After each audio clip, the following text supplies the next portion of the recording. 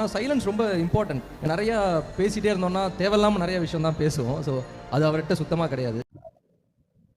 எப்படிங்க sir, silence ரொம்ப முக்கியமா? பக்கத்து மாநிலத்து முதலமைச்சர் வந்து தண்ணி தர முடியாதுன்னு சொன்னா கூட அமைதியா வாயை பொத்திட்டு உட்காந்துருக்கணும்னு சொல்றீங்க, அப்படிதானே? இப்போ கூட பார்த்தீங்கன்னா சட்டசபையிலலாம் பேசுறத கரெக்டாக பேசுறாரு. இப்போ பேசுறதோட ஆக்ஷன் பண்றாரு. இந்த ஆக்ஷன் பண்றாரு அப்படிங்கிறீங்க. அந்த ஆக்ஷன் எதுக்கு பண்ணாருன்னு தெரியுமா? ஜனநாயகன் படத்துக்கு டைட்டில் வைக்கிறதுக்கு பண்ணிருக்காரு. இதுக்கு பிச்சை எடுக்கலாம். அதே வந்து ஒரு மாதிரி மாசா இருக்கு. ஸோ அவர் வேற மாதிரிங்க. அவர் அது அவரால் மட்டும்தான் முடியும். மற்ற யாரும் அதெல்லாம் பண்ண முடியாது.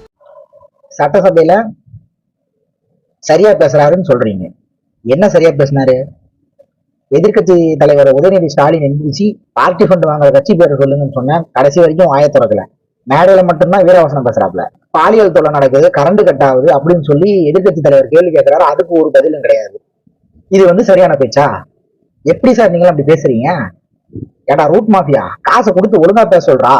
ஆஹா, இவ்வளவு வேலை செஞ்சு மண்டை மேல இருக்க கொண்டே மறந்துட்டேன். அவருக்கு நிகர் அவர் மட்டும்தான் அப்படின்றீங்க. ரொம்ப அழகா. இல்லை, இது ரொம்ப முக்கியம். ஏன்னா இப்போ முன்னாடி எல்லாமே நம்ம சட்டசபை ஏதாச்சும் பார்க்க ட்ரை பண்ணுவோம், ரொம்ப போர் அடிக்கும் ஆக்சுவலாக. ஸோ இப்போ நம்ம விஜய் சார் சிஎம்மாக உட்காரும்போது அவர் பண்ணுற விஷயங்கள் எல்லாமே ரொம்ப இன்ட்ரெஸ்டிங்காக இருக்கிறத தாண்டி ரொம்ப ப்ரொடக்டிவாக இருக்குது. இன்னொன்று, நம்ம அவரை வந்து ஸ்க்ரீன்லேயே பார்த்து ஒரு மாதிரி என்ஜாய் பண்ணி இப்போ இதையே ஒரு படம் மாதிரி பார்க்குறோம். முன்னாடிலாம் சட்டசபை பார்க்கும்போது போர் அடிக்குது அப்படின்னு சொல்றீங்க. உண்மைதான், போர் அடிச்சுதான். ஏன்னா அவங்க நலத்திட்டங்களை கொடுத்தாங்க, மக்களுக்கான பிரச்சனைகளுக்கு தீர்வு கண்டுபிடிச்சாங்க, மக்கள் நலத்திட்டங்களுக்கு நிதி ஒதுக்குனாங்க, பட்ஜெட் தாக்கல் பண்ணாங்க. இதெல்லாம் நடந்ததுனால அது உங்களுக்கு போரா தான் இருக்கும். அதையெல்லாம் பண்றதை விட்டுட்டு இந்த மாதிரி ஆக்ஷன் பண்றது, பாட்டு பாடுறது, டான்ஸ் ஆடுறது, இது மாதிரி பண்ணாதான் உங்களுக்கு நல்லா இருக்கும்னு நீங்க சொல்றீங்க. பரவாயில்ல சொல்லுங்க. இன்னும் கொஞ்ச நாள் அதுவும் வந்துடும், வெயிட் பண்ணுங்க. கொஞ்ச நாள்ல பாட்டு, டான்ஸு, குத்து டான்ஸு, ஃபைட்டு, சேர் எடுத்து மண்டையை உடைக்கிறது, ஆக்ஷன் பண்றது எல்லாமே வந்துடும், வெயிட் பண்ணுங்க. அப்புறம் இந்த ஜெகதீஷ் பழனிசாமி கிட்ட ஒண்ணு கேட்கணும். இன்னும் எத்தனை பேரா வச்சிருக்கிறீங்க?